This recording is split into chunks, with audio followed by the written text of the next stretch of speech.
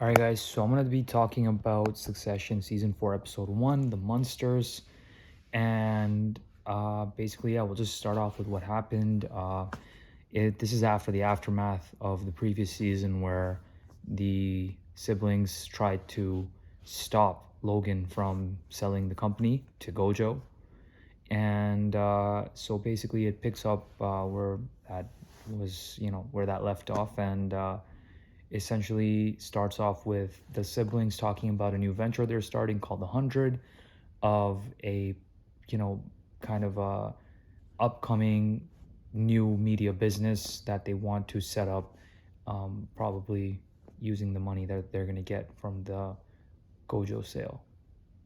And there's a couple great things that, right off the bat, you just see the banter between the siblings, which has been like a mainstay of the show. And we also get into the dynamic between Shiv and Kendall early on, where you can see there's definitely some love lost between all the tension between them, whereas Shiv and Roman are still a little bit close together as far as siblings go in such a toxic, dysfunctional family. And beyond that, we cut between the various dynamics and situations. Like the siblings are together. Tom has now pretty much joined forces with Logan in whatever capacity he can. And I'm going to there's going to be a ton of spoilers, of course, and I'm going to jump around between moments in the episode. So sorry about that, in case it's a little jarring to, go from one point in the episode to, it's not all in chronological order. But there are some amazing scenes, just, it's off the cuff, so whatever comes to mind.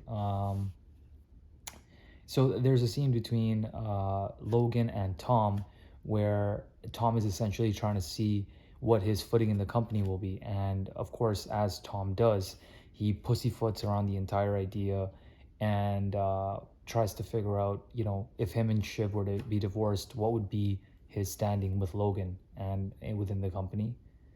And so, yeah, it's a hilarious scene where he literally, goes on myriad of run-on sentences to try and understand what Logan is thinking, in case his and Shiv's relationship were to end. And he gets an equally enigmatic answer. Nothing certain, It just he tells him that we'll just kind of wait and see. That's the gist of it. Then there is another great scene between Greg and Tom, where Greg starts calling himself, part of the Disgusting Brothers. I think it was that he chose to refer to them both, because of all the sexual exploits that they were supposedly going to be getting up to. And you can see Tom isn't a big fan of this because he obviously never felt like he wanted a relationship where he's not going to be monogamous to Shiv and so forth, whereas Shiv had a completely different idea about it, even though that whole concept in from her perspective is kind of hypocritical and um, kind of bullshit, as we see in this episode.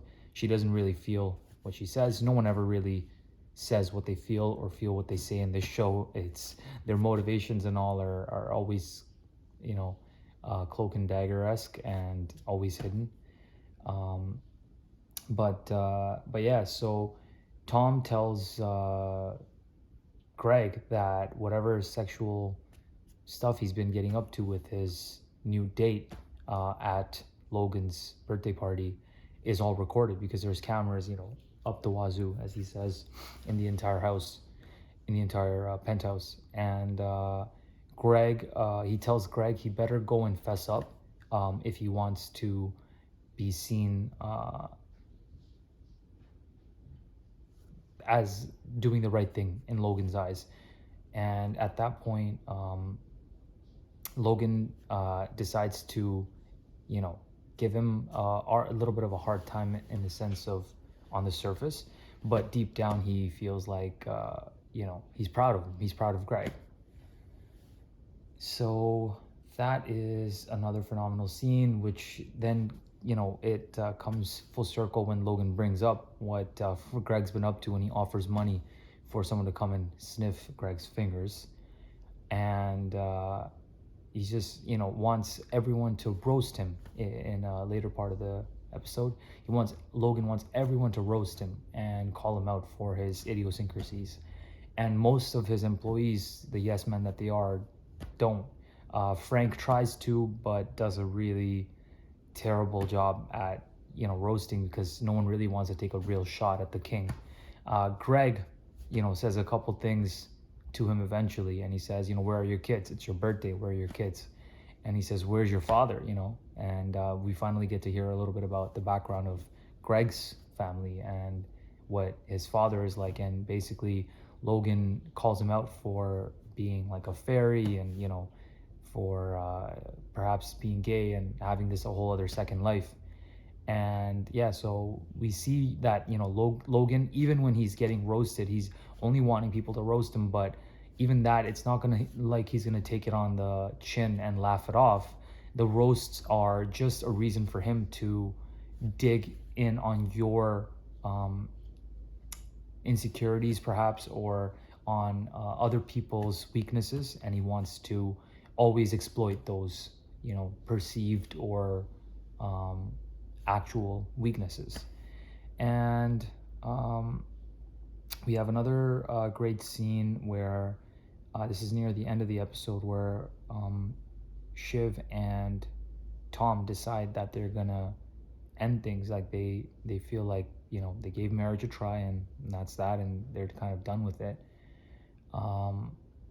And that's a beautiful scene, funny enough, in the way that it's shot, the way that these two, who have been always reasonably pragmatic with each other, Shiv more than Tom, but them being just practical about one more aspect of their marriage and their life together.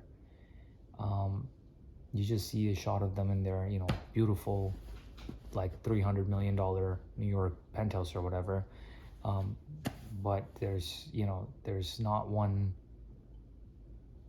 happy person or one smile in sight. So yeah, these are some of the scenes that come to mind. Like, this is just kind of a recap, just kind of talking about this episode, not really exactly a review, but yeah, I mean, it's just more of a stream of consciousness thing more than anything else. But yeah, that's that. I'm sure I missed a lot of great moments. There were just so many amazing scenes. I can't really think of them right now, but this is what I have for now. And yeah, I hope you guys enjoy it.